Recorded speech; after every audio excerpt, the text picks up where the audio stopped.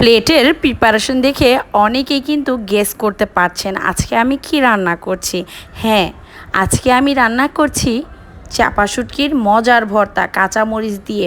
সেই দিন তো করেছিলাম শুকনা মরিচ দিয়ে। অনেকে অনেকভাবে এটা কিন্তু করে থাকে, আমার কিন্তু এইভাবে রান্না করলে খুবই মজা লাগে। চলুন তাহলে রান্নায় চলে যাই। একটি মাটির হাঁড়িতে আমি কিন্তু সরিষার তেল দিয়ে দিয়েছি, পরিমাণে একটু বেশি দিতে হবে, আর দিয়ে দিচ্ছি হালকা লবণ। এতে করে কি হবে, চাপাগুলো কোনোভাবেই কড়াইয়ের সাথে লেগে যাবে না। তারপরে দিয়ে দিয়েছি কাঁচামরিচ, পেঁয়াজ কুচি, রসুন কুচি আর লবণ। ব্যাস, আর কোনো মশলাই কিন্তু এই চাপা ভর্তাতে আমি দিব না। তো দেখতেই পাচ্ছেন আমি কিন্তু খুব ভালোভাবে ভেজে নিচ্ছি, আর এটা কিন্তু খুব ভালোভাবে ভেজে নিতে হবে। কিন্তু খেয়াল রাখতে হবে যে পেঁয়াজে থাকা যে পানিটা সেটা যেন শুকিয়ে না যায়।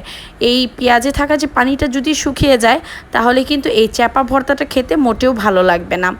আমি আজকে এভাবে হাতে মাখা ভর্তাটা করতে আমার ভীষণ ভালো লাগে, আর গরম গরম ভাতের সাথে সকালে দুপুরে বা রুটির সাথে খেতেও আমার কিন্তু ভীষণ ভালো লাগে। এই ভর্তাগুলো আমার বাসায় ফ্রিজে প্রত্যেকটা দিন কিছু না কিছু থাকবেই, কারণ শুটকি মাছ আমার সবচাইতে প্রিয় মাছ বা প্রিয় জিনিস বলা যায়। তো যাই হোক, আমি কিন্তু নাড়াচাড়া করে খুব ভালোভাবে এই সব পেঁয়াজ, রসুন, কাঁচামরিচ ভেজে নিচ্ছি।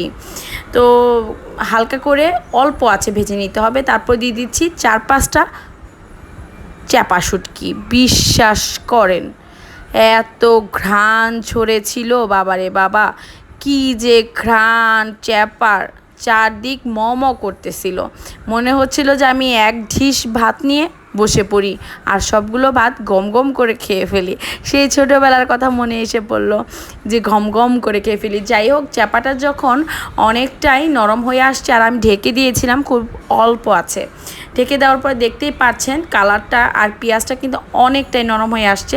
আমি কিন্তু এটা কড়াকড়িভাবে ভাজবো না, কারণ কড়াকড়িভাবে ভাজলে কিন্তু ভালো লাগে না। আর এদিকে কিন্তু আমার এই একটা এটা কি বলে জানি না, যাই হোক ছেঁচুনি বা যাই হোক, এটা কিন্তু একটা সেগুন কাঠের ছেঁচুনি আমাকে একজন মুরব্বি দিয়েছিল। তো এটা দিয়ে কিন্তু আমি খুব ভালোভাবে ছেঁচে নিচ্ছি, ঠিক আছে। আর খুব ভালোভাবে মিক্সড করে নিতে হবে কাঁচামরিচগুলো, যাতে ঝাল ঝাল হয়ে যায়। আর আমার কিন্তু এরকম ঝাল ঝাল ভর্তা খুবই মজা লাগে। যাই হোক, খুব ভালোভাবে কিন্তু মিক্সটা হয়ে গেছে। আপনারা চাইলে আর একটু থেতো করে নিতে পারেন, কিন্তু আমার কাছে মনে হচ্ছিল যে এতটুকু থেতো করলেই যথেষ্ট, কারণ বেশি থেতো করলে মানে পেঁয়াজের কোনো ফ্লেভার আমার মুখে যাবে না, যার জন্য আমি বেশি একটা থেতো করলাম না। তো আমার কিন্তু ভর্তাটা হয়ে গেছে। আর জানেন তো, এই চাপা শুটকি যে বাসায় দেখি জিভে কিন্তু জল চলে আসে, আর এত লোভনীয় বলে বোঝানো যাবে না। আমার কাছে চাপা শুটকি মানেই মজার একটা জিনিস। যারা ময়মনসিংহে আছেন তারা কিন্তু অবশ্যই জানেন যে চাপা শুটকিটা কত মজা। আর ময়মনসিংহদের কাছে কিন্তু এই চাপা শুটকি ছাড়া তারা কিন্তু ভাতই খায় না, এতটাই ফেভারিট তাদের জন্য, মানে তাদের এতটাই মজা লাগে এই জিনিসটা। বিশেষ করে আমি যখন 1 বছর ছিলাম তখন কিন্তু আমারও অনেক ভালো লাগতো, বা আমারও কিন্তু এত পছন্দের হয়ে গেছে। টাঙ্গাইল যখন থাকি তখন বাজারে গেলেই কিন্তু এই জিনিসটা আপনাদের ভাইয়াকে আনতে বলি। বাজারে গেলেই আমার একটাই দাবি থাকে, আমার জন্য চাপা শুটকি আনতে হবে, কারণ চাপা শুটকি আমার খুবই পছন্দ। আর আমি যখন রাগ করি, আপনাদের ভাইয়া এই চাপা শুটকি আমার সামনে নিয়ে আসলেই আমি খুশিতে আত্মহারা হয়ে যাই। সে কিন্তু আমার দুর্বলতা বুঝে গেছে যে আমাকে কি দিলে আমি খুশি হব। যাই হোক, আমার ভিডিও আপনাদের কাছে কেমন লাগে অবশ্যই ভালো লাগলে লাইক, শেয়ার, কমেন্ট করবেন। প্রত্যেকটা কমেন্ট কিন্তু আমার জন্য অনেক অনেক গুরুত্বপূর্ণ। আর সম্পূর্ণ ভিডিও দেখে পাশে থাকার জন্য অসংখ্য ধন্যবাদ। বিশ্বাস করেন, চাপা শুটকি দেখে লোভ আর আমি কিন্তু সামলাতে পারছি না, আমার কিন্তু এখনই ভাত খেতে হবে।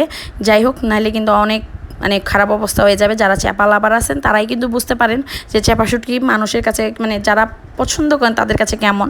যাই হোক, ভালো থাকুন, সুস্থ থাকুন, আল্লাহ হাফেজ।